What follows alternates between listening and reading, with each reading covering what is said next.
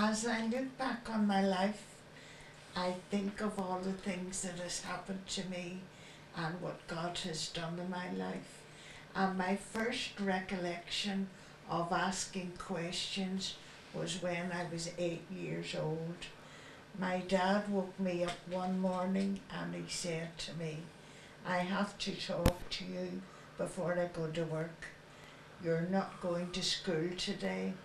You have to stay at home and look after the children and look after the house because your mum won't be here for a while.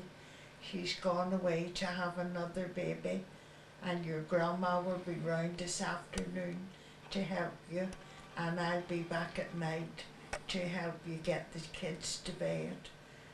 I was absolutely astounded. Another baby? We had enough of babies. We never had time to play or do anything because mother was always having babies. So I said to my dad, but I want to go to school. I don't want to stay at home and look after all the children. And he said, Sally, I'm sorry. It's because you're the eldest and I'm always coming to you and to giving you things to do which you don't want to do. And I'm sorry because the eldest child, everything always falls on her. I was so upset. I didn't want to do anything that day. But Dad said, I'm sorry, love, but I have to go to work. We'll talk about this when I come home tonight. And off he went. And I remember, although it didn't bother me then, he looked real tired. So began another day in the life of Sally.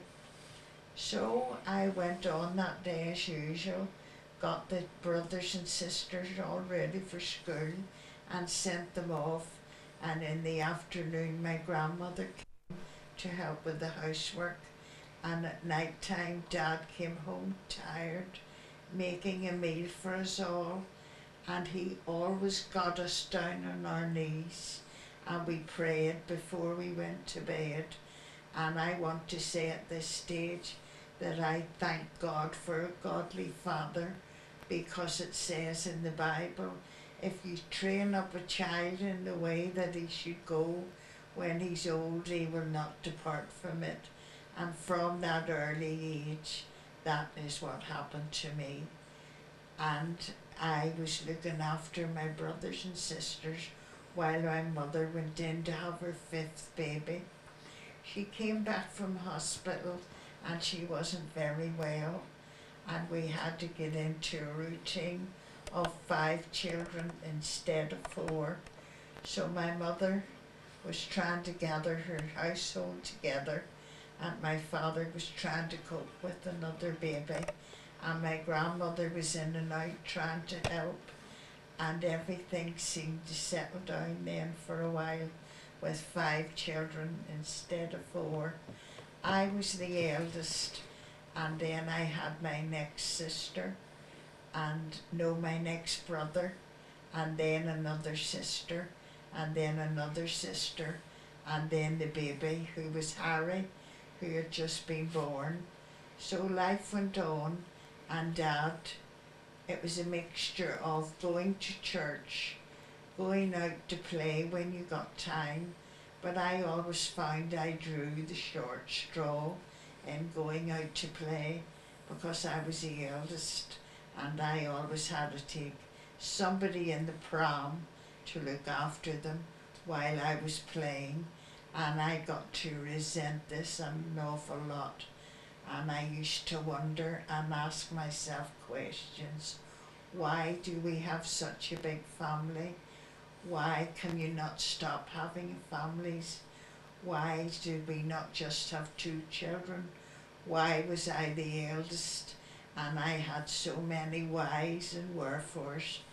And I was asking questions all the time, not out loud sometimes, but in my spirit I was asking questions.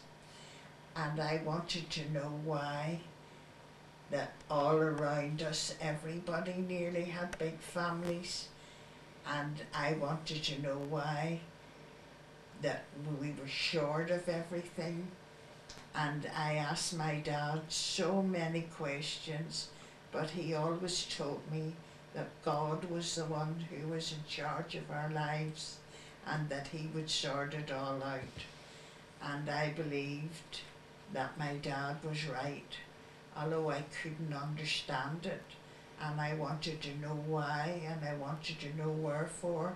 But I made up my mind about one thing in those days, that the same thing wasn't going to happen to me. I had great dreams about what I wanted to do. I wanted to be a beautician. I wanted to do people's hair. And even now, at the age of 8, I was always snipping hair and always tidying people's face up and always looking after my mother's hair. And I was sure when I grew up that that's what I was going to do. So life went on, and I went from 8 years old to 9 and 10 and 11. And 11 I went to the senior school, and I felt quite grown up. 11 and 12 came, and 13 came, and then 14 came when I had to leave school. Well, I'm 14 now and just leaving school, and boys, I have dreams about what I want to be. I want to be a beautician, I want to be a hairdresser, and I want to do all the things that I've dreamed about. But I didn't know there were so many disappointments awaiting me round the corner, because my mother came home and she said, "You can't be a hairdresser, Sally, because the money's too small and you're the eldest of the family, so you have to go in somewhere where you can make more money." So bang went my dreams of being a hairdresser, and I was put into a factory. And I always remember it was William Yurton's son on the Crumlin Road in Belfast. And from the first day I started in it, I hated it.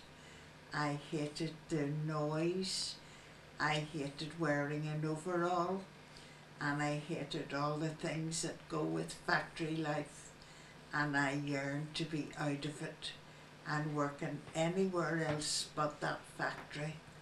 And as I stayed on in that factory, my health started going down, and my mother took me to the doctor, and I had the most wonderful doctor in Belfast, and he said to my mum, "Leave Sally with me for a little bit while I have a chat with her, and you go outside and wait in the waiting room." So Mum did that, and he said to me, "What are you doing with yourself, Sally?" And I said, "I'm working in the factory." He said, "Do you like it?" I said, "No, I hate it." So anyway, he brought my mother in, and he said, "If I was you, I would get her out of that factory, otherwise she's going to be ill." So anyway, Mum said, "Well, it means going into a job where there'd be less money." But anyway, she thought about it, and she thought, well, the doctor says she shouldn't really be in there. So her and I went out, and I think we went round every shop in Belfast looking for a job. And in the end, I got started in a big department store, and I started at the bottom counter, and I worked my way up to the makeup till I was selling makeup. And I felt then I had half arrived. I mightn't be a beautician and I mightn't be in a beauty salon, but at least I was on a makeup counter, and I was able to sell blusher and eyebrow stuff and everything, and I felt sort of happy. But I knew there was something wrong, that my life wasn't working out at all the way I thought it would be. I thought if I grew up and I was older and I was able to choose, that my life would be happy, but it wasn't happy at all. We still had 5 children in the house, 2 bedrooms, and I felt that I was getting nowhere fast. So anyway, I was working in the shop, and I had to admit that I liked it. But my father said to me, "What do you want to do with yourself? What are you looking for?" And I said, "I want a career, and I want to go away. I don't want to stay in Belfast." And my dad said to me, "That's not right for a young girl to talk like that. Decent girls get married." And I must have heard that phrase half a dozen times after that. Decent girls get married. And I thought to myself, well, I'm a decent girl, but I don't want to get married yet, and I don't want babies like my mum. So anyway, I went on, and all these questions started pouring into my mind. But I was working in the shop by this time, and I must admit I liked it. During this time I met a very nice young man who was in the Royal Navy. I was 17 and he was 23, and we went out together for a while, and he asked me to marry him, and this phrase came back, decent girls get married, and I thought, well, I want to be a decent girl. So we went out together for a good while, and then we got married. We had a lovely little family wedding, and I felt so proud to be wearing a wedding ring until I was on the bus one day and a lady said to me, "Is that wedding ring for real?" And I said yes, and she said, "My goodness, you don't look old enough to be wearing that. How old are you?" And I said 17 and a half. And she said, "You're only a kid yourself." So anyway, my husband and I started married life knowing nothing about sex, knowing nothing about living together, knowing nothing about married life or anything. So anyway, the first thing that happened that went wrong was I had a miscarriage. I was rushed into hospital. I didn't even know I was pregnant, and I couldn't understand how I'd got pregnant, because I didn't think we had even got that far to even have a baby. So anyway, the doctor in the hospital said to me, "Didn't you know you were pregnant?" And I said no. And he said, "Well, didn't you think what you were doing would give you babies?" And I said no. "I thought you only had babies if you wanted them." And he said, "I think you better go to your doctor when you get out of here and ask him to teach you the facts of life." So as I said, my husband was in the Navy, so we went to his Navy doctor, who was a very down-to-earth, brusque man, and he said, "Don't you know anything about married life? Don't you know anything about sex?" And I said no. And he said, "Well, you better learn a few things. If you don't want babies, you have to use birth control. Have you ever heard of condoms?" And I said no. And he said, "Well, you're going to hear about them today." He said, "Now we supply them free to the Navy personnel, so I want you to start using these." He said, "If you don't want any babies." And I said okay. So I came away from his surgery thinking I'd learned something, but thinking to myself, this married life is not what I thought it was going to be at all. So anyway, my husband and I went on for 4 more years without children, using what the doctor had explained to us, how to stop having babies, and we started getting along not too bad. And then one day my husband came in and he said, "Northern Ireland is getting really troublesome with all this talk about IRA and UDA and all." He said they're looking for sheet metal workers in New Zealand, and I'm a good sheet metal worker, and I think I should apply. and see what the prospects are. So he went and he applied, and he was taken on right away because he was a very good sheet metal worker, and they told him if he went out for a year and he did well, that they would bring me out and we could start over again in New Zealand. And this sounded like the answer to what was happening to us. So off he went to New Zealand and I stayed behind. But while I was behind, I went and learned typing, and I did a lot of things that I hadn't been able to do. And I had a job as a typist and a secretary, which was much better, and I thought, I'm moving up the ladder, and I didn't need God. God never entered my mind that I needed him. And I went to school. My dad was an absolute marvel.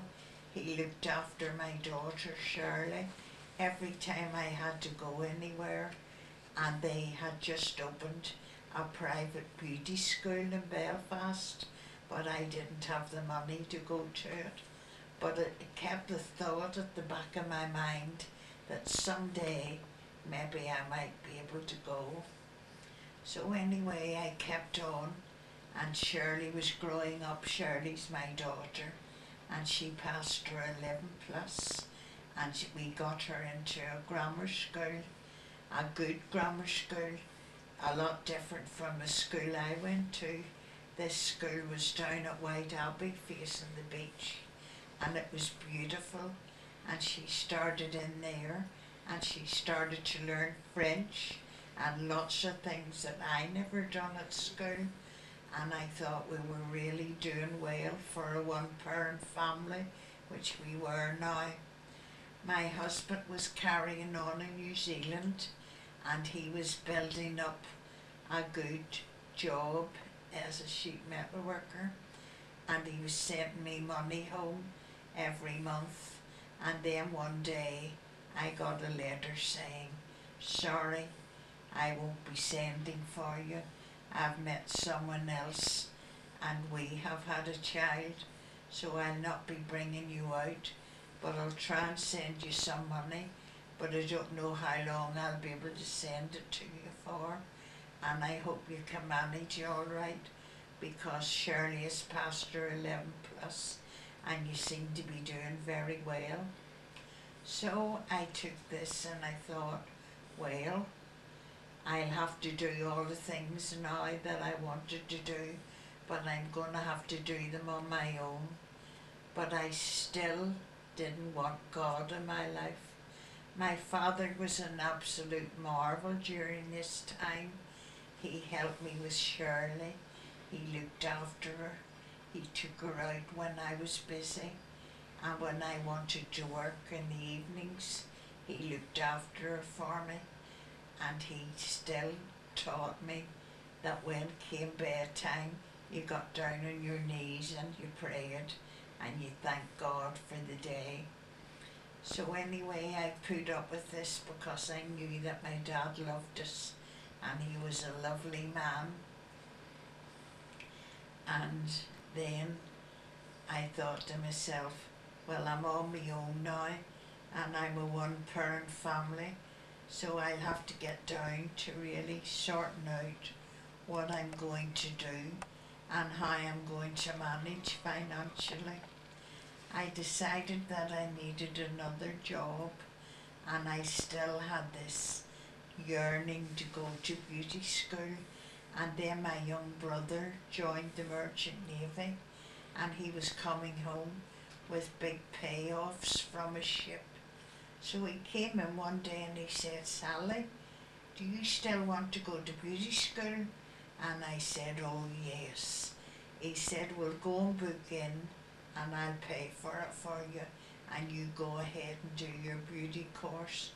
Well, I felt all my birthdays had come at once. Here I was now, I was going to go to private beauty school. I was going to learn hairdressing and I was going to learn beauty. And I thought, this is wonderful, absolutely wonderful. everything's happening to me now. So I started beauty school, and it was in the evenings. I worked at my office job during the day, and I went and done beauty in the evenings, and I loved it. I felt for the first time in my life I was doing something that interested me, something I loved. I would have went every morning, every afternoon and every night just to be at beauty. I loved it so much, and so life went on as a one-parent family, and I was starting to go somewhere in life. I wanted my own beauty salon, and I knew that's what I was working towards. So I started looking at beauty salons and finding out the prices of them, and I took a job in the evenings in the nightclub serving drinks, and I was so good at it after a while that my tips alone were going into the money for my beauty salon. And one night I met a man in the nightclub, and he said to me, "What are you doing working here?" And I said, "I'm saving for my beauty salon." And he said, "Well, I hope you get it." And I met him years later, and he asked me, did I ever get my beauty salon? And I said, yes, I did. So I saved up, I saved every penny that I got in tips. My dad looked after Shirley for me in the evenings, and I really, really worked so hard to get my dreams into position. And one day I was able to buy my beauty salon. But it was just as the troubles in Northern Ireland were getting really heavy, and as I went on, I had to go over 2 bridges to get to my beauty salon in Belfast, and there was always seemed to be bombs on the bridges, and there was shootings, and there was gun battles, and it was really difficult running a business in Belfast at the time. And one day I was coming home, and we had control zones where you couldn't put your car, and I was coming along and I saw a car in one of these control zones, and I got to my office and I rang the police, and I said, "I've just seen a car in a place where it shouldn't be." And he said, "What was it?" And I said, "A red Volkswagen." And he said, "That's it, just gone up. There was a bomb in it." And I had passed it quite close. And I thought about this, and I thought, my goodness, I could have been killed. And I could have been killed lots of times in the shootings, but this was really too close for comfort. And it suddenly dawned on me, you didn't have to be old to die. You could die young, just by being shot or just by being blown up. And I started thinking about things which had never come into my head before, and I knew then that God was speaking to me, and that he was starting to nudge me about the things of God. But I pushed it to the back of my mind, and I went on, another drink, another party, another beauty salon, another beauty contest, and I'd started to model at this time as well. Somebody had wanted me to model my face, my head and shoulders, and I was bringing money in from that, and all these things were all helping me financially, but there was inside me a yearning for something else, and I couldn't tell you at that time what it was. I just knew that people were dying around me, and one day I was out and I saw a woman getting her legs blown off, and she was screaming and she was shouting. I was out, my son's getting married, and I was out for an outfit, and there I've lost my legs. And I thought to myself, oh my goodness, where am I living? In a place like this, you don't even know if you're going to see tomorrow or not. And I was having trouble with staff in my salon because I was only allowed to take people of the one religion, even though there was other people who were really good at their job. But I had been warned I couldn't step over the religious barrier to start anybody else for work. Shirley, in the meantime, had got a job as a telephonist in the main telephone exchange, and she came in one day and she said, "I've met somebody and I'm in love." And I said, "But you're only 17 and a half." And she says, "I know, but I really love this fella and he's asked me to marry him." And I said, "Who is he?" And she said, "He's one of the soldiers guarding the telephone exchange." She said, "And he's been in every day and we've got to know each other." She said, "And I want your permission to marry him." So I thought about it and I said, no, she's too young to get married. I couldn't let her get married after all this education as well. And then I thought about it, well, what am I asking her to stay in? Stay among the bombs, stay among the gun battles. Every time she goes out, I'm waiting on her ringing me to see if she's all right. So I had to weigh this up. Was I doing the best for her, keeping her in Northern Ireland? So I give my permission for her to get married.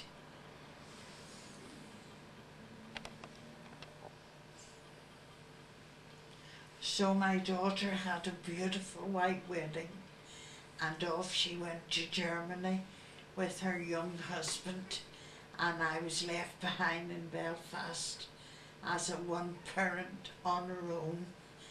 And all these thoughts about death and car bombs and gun battles all started preying on my mind. My dad wanted me to come and live with him and my mum, but I didn't want to do that because I knew he would be worried sick if I stayed out late or anything like that. So I stayed down in my own flat, which Shirley had grown up in. And I met a lot of people in those days, and I did quite well in my business. And I had a man friend who I had known for nearly 10 years, and we went out together to whenever I needed an escort, but I didn't want to get married again. But the thing kept coming into my mind, what my dad said, decent girls get married. And I thought to myself, my goodness me, I've learned an awful lot about life in a few years. I've learned that you can lose your life through no fault of your own and not through illness. And around me was all devastation and threats of car bombs when you tried to get into work. Sometimes you were stopped for hours while the army searched the area, and there was some funny times too whenever we were talking to the soldiers on duty, and we had some laughs. It wasn't all doom and gloom, but anyway I felt that Shirley was safe now.